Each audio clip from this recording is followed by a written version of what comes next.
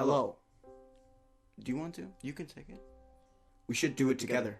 Let me set the scene for you for this week's Doctor Who episode. Oh yeah, I've been meaning to watch that. Hi, I'm Michael Novak, and we're the Fine Brothers, so consider yourself warned. No, dude. We're doing the Fine Brothers parody later.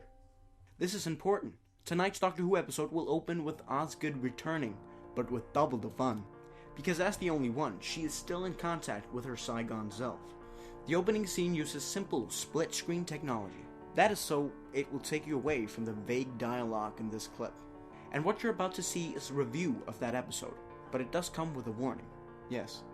You see, this review contains foul language and many spoilers. It is not suited for children or pussies who haven't watched the original episode yet. Dude! Sorry.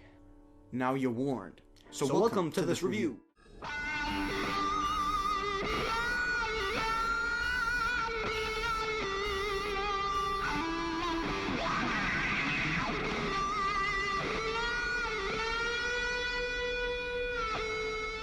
Yes, that's right, everybody. Today I'm reviewing the episode The Zygon Invasion. And just like every review, I will give you my honest opinion of the episode. But before I do that, I will give you a little recap of the episode. In the aftermath of the previous Zygon attack on Earth, there existed a treaty that allowed 20 million Zygons to remain on Earth, peacefully living out as disguised humans. The Doctor receives a warning from Osgood that something called the Nightmare Scenario has occurred. The Doctor asserts there must be a splinter group of Zygons that want to invade Earth. As president of the world, he goes to Turkmenistan, where Osgood is being held hostage, to try and stop them. Clara joins with Yacht to investigate problems with lifts, which leads to the realization that they lead to a secret Zygon command center. Clara reveals herself to be a disguised Zygon called Bonnie and kills Yacht. In the meanwhile, Kate Stewart is attacked by a Zygon while investigating in New Mexico. The Doctor rescues Osgood from captivity and sets off back to London, but Bonnie fires a missile and blows up his plane. Is the Doctor dead? What will happen next? We'll have to wait to see that for the episode The Zygon Invasion. That's coming out in a few days. But anyways, now it's time for my actual opinion on this episode. Alright, so just to give you a little heads up, this review will mostly be about the cinematography of this episode. Why? Because it was the only really interesting thing about this episode.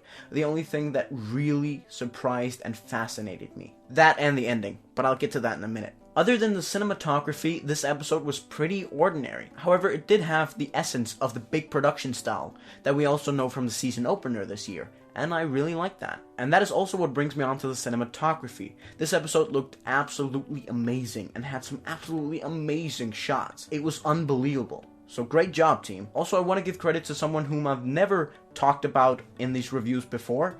A man who has worked his ass off for Doctor Who in the last 10 years. Murray Gold. Murray Gold's work is absolutely unbelievable, and this episode is no exception to that. And actually, overall, the cinematography and the music were the best things about this episode.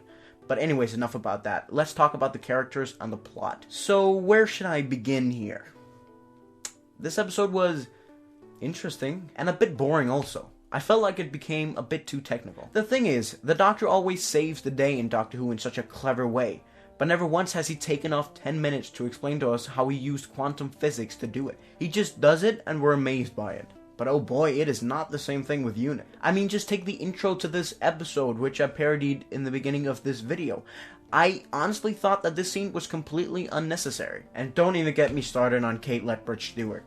The only thing I'll say about her character is that, I liked her father's role in the classical series. Yep, that's it. That's all I want to say. Oh, and by the way, Clara was so much more annoying in this episode than she has been for the last couple of episodes.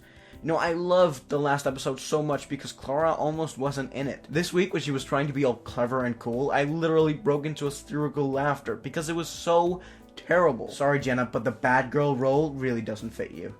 No disrespect. Alright, it's time for my rating of this episode. I'm going to give this episode 4 out of 5 TARDISes because I really liked this episode, actually. And I'm giving it the benefit of the doubt and expecting the second part to be much better than the first part, and also to save this two-parter. Overall, my favorite scene was the big surprise in the cave with all the humans. That, and also one of the ending scenes where a Zygon took the form of one of the officer's mother. I really felt that was a heartbreaking scene, and I really sympathized with the characters. That was also a scene with absolutely amazing acting. And I might actually watch this episode again. I really feel like watching it again.